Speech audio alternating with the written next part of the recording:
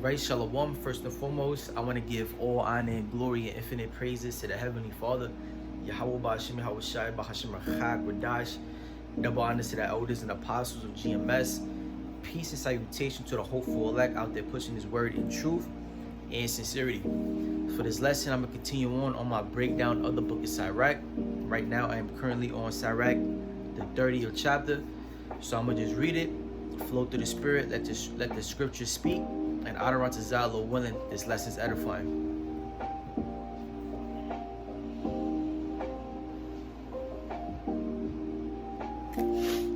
So Sirach chapter 30, verse 1. It says, "He that loveth his son causeth him oft to feel the rod, that he may have joy of him in the end." Once again, the book of Sirach is full of a lot of wise sayings on how to operate, how to move righteously, and parables and things of that nature, right?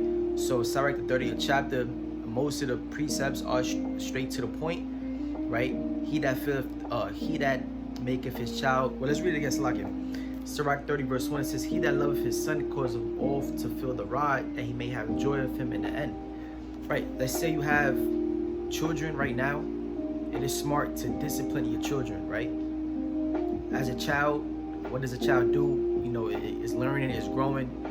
Your child mind is soaking up things like a sponge, and you want them to soak up how to move righteously, right? You want them to soak up how to move uprightly, right?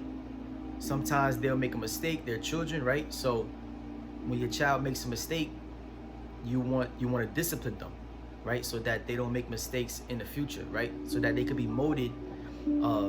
They could be molded to your image, right? So let's continue to read. Verse 2, it says, "He that chastiseth his son shall have joy of him, and shall rejoice of him amongst his acquaintance." Yeah, so if you discipline your children, you're gonna have joy in them, right? Because they're gonna learn the values that you wanted to install within them, right? You wanted them to move a certain way, right? You wanted them, all right, to have a certain demeanor to them, right? To stay away from wickedness. If you discipline them while they're young, okay, when they grow older, they're gonna remember those values and those morals that you installed within them. Meaning what? You're gonna have joy in them. Verse 3, it says, "He that teacheth his son grieveth the enemy, and before his friends he shall rejoice of him." Right. So if you teach your son, you grieve the enemy. Once again, these precepts was written in times past, right, when our nation was together, right, or we had more of a sense of a nation, right? You so-called blacks, Hispanics, and Native Americans, right? We had more righteous pride, so to speak, right, within our community. All right. So if you was to discipline your son at a young age, right, your enemy, right, our enemies being who? Esau, Edom, right, the other nations, it will grieve them because they will be raised in the ways of the Most High, right? They will be raised in the ways and how to move righteously, right? So that our nation, our community will be strong, right? And if our nation and our community is strong, right, that means that the enemies will have a hard time trying to bring us down, right? Everything begins with the children, okay? Because the children are the future, right? So if you install righteousness within our bloodline, okay, then that's how our the future is going to look, right, for our people. So it says, "He that teacheth his son grieveth the enemy, and before his friends he shall rejoice of him." Right? If you have friends, acquaintances, right, and they witness your son, right, they witness your children move righteously, right, move wisely, right. That's a joy to witness, right? That's a joyful thing to witness, right? For you and your loved ones, right? The people you spend time with, right? To look at your offspring and see the fruits, right, of your labor, right? The fruits of being a good parent. It says, "Though his father died, yet he is as though he were not dead, for he hath left one behind him that is like himself." Right? So let's say the parents end up perishing, right? Passing away. The child that they left behind all those morals, right, all those values, those principles that was installed within him at a young age is going to stick with him, right? So even if the parents die, right, pass away, then it's like they really didn't pass away, because all those morals and principles that they installed within them is showing, right? It's showing forth. So it says, though his father died, yet he as though he were not dead, for he had left one behind him that is like himself. While he lived, he saw and rejoiced in him, and when he died, he was not sorrowful. Yeah, because there's another precept, right? I don't know if it's in the chapter. No, it's not in the chapter, right? But it says, I think we read it before, right? It says, it's a briefly paraphrasing, right? It's a beautiful thing to witness for a man to have joy in his children, meaning for a parent to raise a child and actually witness the different principles and morals, right, that you wanted to install within your child. Witness your child moving wisely, righteously, right? That's a beautiful thing, right, to experience, right? So as a parent, right, while you're living, you get to see your children grow old, right, with you, right? You get to see your children grow wise with you, right? That's a cause to rejoice, right? So even if you perish, right, you know that you did your job concerning being a good parent, right? It says he left behind him in verse 5. It says, while he lived, he saw and rejoiced in him, and when he died, he was not sorrowful. He left behind him an avenger against his enemies, and one that shall requite kindness to his friends. Yeah, because as we spoke about, even if the parent was to pass away, Salakia.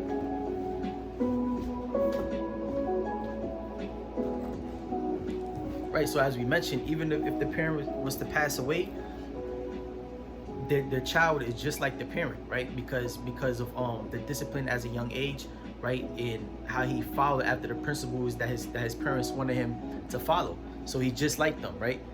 So all their enemies became his enemies, right? And now he's able to act against their enemies. It says he left behind him an avenger against his enemies, and one that shall require kindness to his friends, right? And all the parents' friends are now his friends. It says, he that maketh too much of his son shall bind up his wounds, and his bowels will be troubled at even cry. I'm gonna read that G&T. It's better English. Well, not better English, right? It's more modern, so it's easy to understand.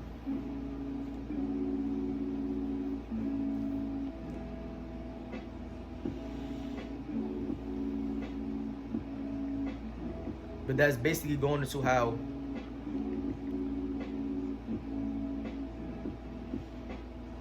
well, let's read it, because it's kind of slipping me right now. I went over it before I hit the camera, but it's kind of slipping me. Verse 7, it says, but anyone who spoils his son will have to bandage his wounds. His heart will stop every time he hears a shout. Right, so there's a balance, right? As being a parent, right? You can't really spoil your children too bad, because they're not going to have that wisdom that comes with making mistakes and being disciplined from making mistakes. So it says, verse 8, a horse not broken becometh headstrong, and a child left to himself will become willful. Let's read G&T. It says, an untamed horse is going to be stubborn, and an undisciplined son is no different. Straight to the point. Verse 9, cock thy child, and he shall make thee afraid. Play with him, and he will bring thee to heaviness. It's similar to, verse 7. It says, if you pamper your child and play with him, he will be a disappointment and a source of grief, right? So there's a balance when it comes to parenting, right? You can't act like their friend, right? Because you're the parent. You're supposed to, discipline your children as a parent. You can't really spoil them, right? But there's a balance, there's a balance to all things. It says, laugh not with him, lest thou have sorrow with him, and lest thou gnash thy teeth in the end. It says, give him no liberty in his youth, and weep not at his follies.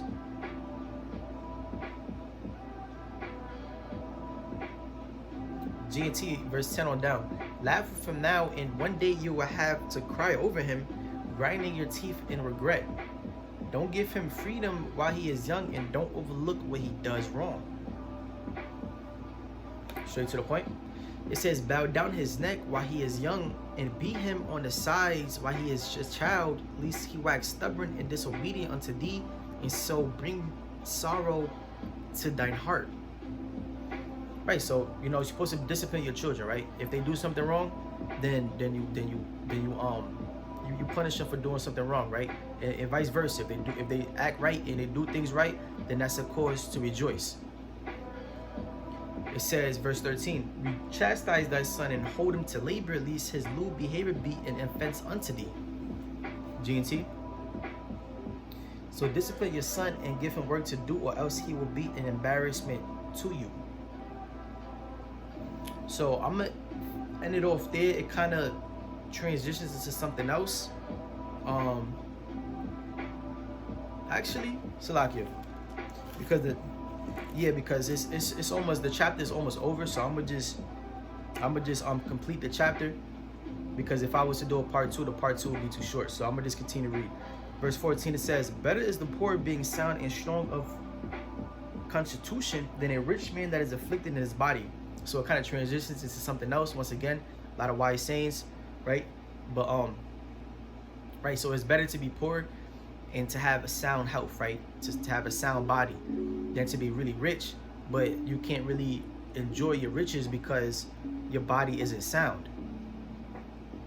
It says, health and good estate of body are above all gold, and a strong body above infinite wealth. So that shows you how valuable it is to have your health, right? Your health intact, right? It says health is better than gold, right?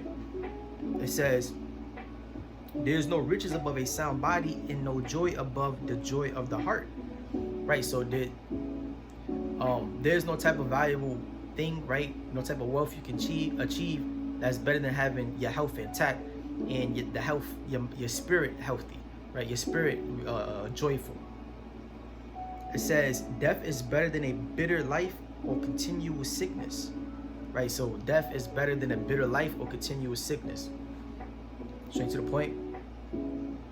Delicates poured upon a mouth shut up are as messes of meat set upon a grave, right? So if you're so sick you can't really enjoy dainties, right? Sweets.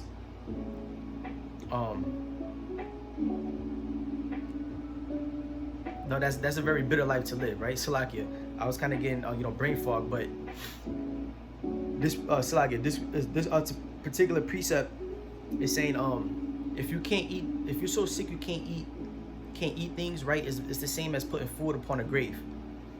Verse 19, it says, what good doeth the offering unto an idol, for neither can he eat nor smell, so is he that is persecuted of the Lord. Straight to the point, right? An idol isn't real. An idol it can't breathe, it can't move, right? It's not a living being, right?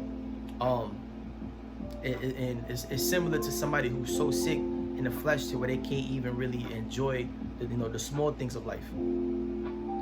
It says, he seeth with his eyes and groaneth as a eunuch that embraceth a virgin and sigheth. Give not over thy mind to heaviness, and afflict not thyself in thy own counsel. Right, so it proceeds from that and transitions to don't give your mind over to heaviness, right? Meaning don't over afflict yourself in your spirit, right? Whatever it is the Most High has you experiencing or going through, right? We're all in the flesh, right? We all have to catch hell, right? As being believers in Yahushai, everybody catches their own hell, right? As it says in 2nd Ezra, the 7th chapter, it says the wicked and the righteous catch hell, right? The difference between the wicked and the righteous is that the righteous is actually being purified, right? And the Most High is going to have mercy upon the elect. So if everybody's catching hell, right, you got to keep your mind intact, right? You got to keep your mind healthy, right? Because as it says in Proverbs, keep your spirit, because out of it comes the issues of life. Verse 22, it says, the gladness of the heart is the life of man, and the joyfulness of a man prolongeth his life, right? So what's in as I just said in Proverbs, right? What's in your mind comes out. All right, so if you're joyful and healthy in your spirit, right, that's going to reflect, you know, in your body. That's going to reflect in your actions in your everyday life. It says, love thine own soul and comfort thy heart. Remove sorrow far from thee, for sorrow have killed many, and there is no profit therein. Right, so love your own soul, right? You know, be content with the situation the Most High has you in, right? Comfort yourself, right? Uplift yourself, right? Because ultimately, it's everything is in your head, right? As the priest says, right, the trial of a man, right, is in his reason, right? So a lot of the battle takes place within your own spirit, right? So you have to comfort and uplift yourself at times, right? You can't just let yourself be, you know, feeling down and out at all times, right? You have to uplift yourself. And we have a way to uplift ourselves, right? Which is the precepts, right? As the scriptures call it, right? The scriptures is called the comforter, right? Because if you were to just allow yourself to be in that depressive state too often, right, it could show in your life. It could reflect within your health, right? You could actually get sick physically. So it says, verse 24, envy and wrath shorten the life, and carefulness bringeth before time. But it says, carefulness bringeth age before the time. A cheerful and good heart by the care of his meat and diet. I'm gonna read that G&T, and then that'll be the lesson. 21 on down, G&T. Don't deliberately torture yourself by giving into depression. Happiness makes for a long life, makes it worth living. Enjoy yourself and be happy. Don't worry all the time. Worry never did anybody any good, and it has destroyed many people. It will make you old before your time. Jealousy and anger will shorten your life. A cheerful person with a good attitude will have a good appetite and enjoy his food. So once again, if everything that goes on in your spirit, your mind, it reflects on the outward, right? So with that, I want to give all honor and glory and infinite praises to the Heavenly Father, Yahweh Ba'ashim, Hawashai, Ba'ashim, Achak, Shalom.